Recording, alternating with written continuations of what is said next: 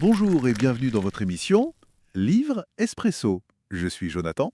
Et je suis Nathalie. Aujourd'hui, exploration du livre Prenez votre argent en main de Mathias Bacchino.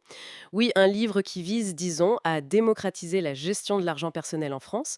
Notre mission, en extraire les pépites pour une meilleure compréhension. Tout à fait. L'auteur partage son parcours, d'une expérience assez marquante avec des huissiers dans son enfance, Ah oui? à son passage dans le monde de la finance, et ensuite son envie de rendre ce savoir accessible. Il mentionne son rôle actuel chez Trade Republic, mais il affirme bien que le livre n'est pas un outil promotionnel. D'accord. Et sa motivation première, c'est quoi alors? Combattre la peur et la honte, c'est souvent associé à l'argent en France, un sujet qui reste largement tabou, quoi. C'est vrai. Alors, le constat de Bassino, il est assez direct, non? Oui, très clair. La méconnaissance financière, c'est l'ennemi numéro un. C'est ça qui empêche de voir clair dans la complexité des produits bancaires. Mhm. Et qui mène à de mauvaises décisions, souvent guidées par les émotions d'ailleurs.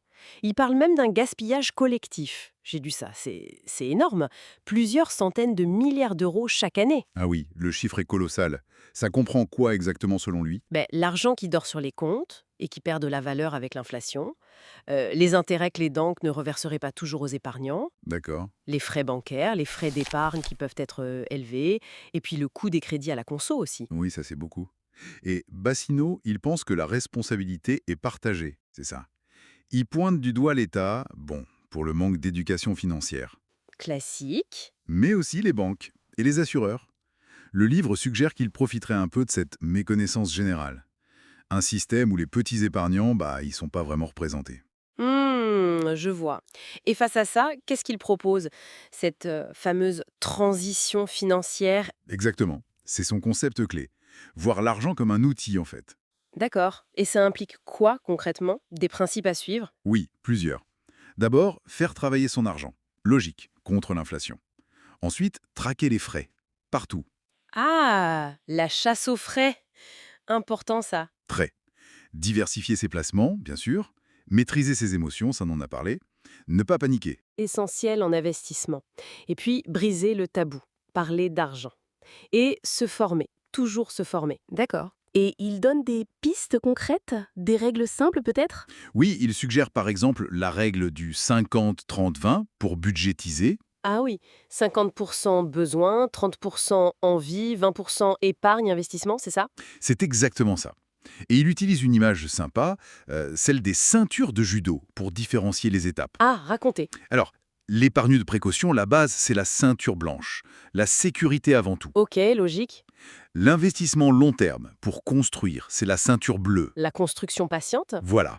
Et le trading plus spéculatif risqué, c'est la ceinture noire.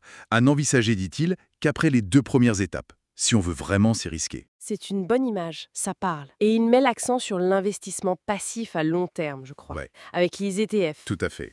Et les ETF, ces fonds indiciels à bas coût, sont vraiment mis en avant. Pourquoi spécifiquement les ETF? Ils soulignent la puissance des intérêts composés, l'effet de boule de neige, vous savez, et surtout l'importance capitale de minimiser les frais. Oui, les frais peuvent vraiment grignoter la performance sur le long terme. Exactement.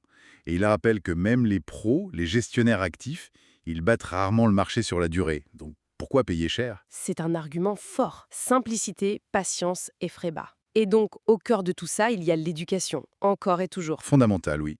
L'éducation financière pour soi-même, mais il insiste aussi sur celle des enfants. Ah oui, pour ne pas reproduire les erreurs et pour préparer l'avenir, les retraites incertaines, ce genre de choses. C'est ça.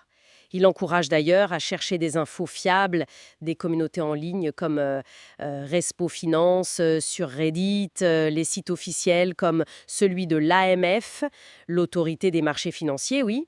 Les médias spécialisés, certains créateurs de contenu.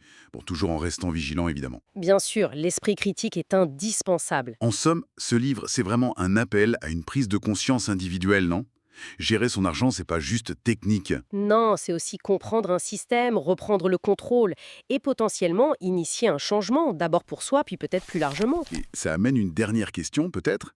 Si ce livre pousse à une prise de conscience individuelle, est-ce qu'on peut imaginer que cette transition financière, comme il l'appelle, puisse s'enclencher à une échelle plus collective? Sommes-nous prêts pour ça? C'est une excellente question pour réfléchir après la lecture. Merci pour votre écoute. N'oubliez pas de vous abonner à l'émission, de commenter et de nous proposer les livres que vous aimez. À très bientôt dans Libre Espresso.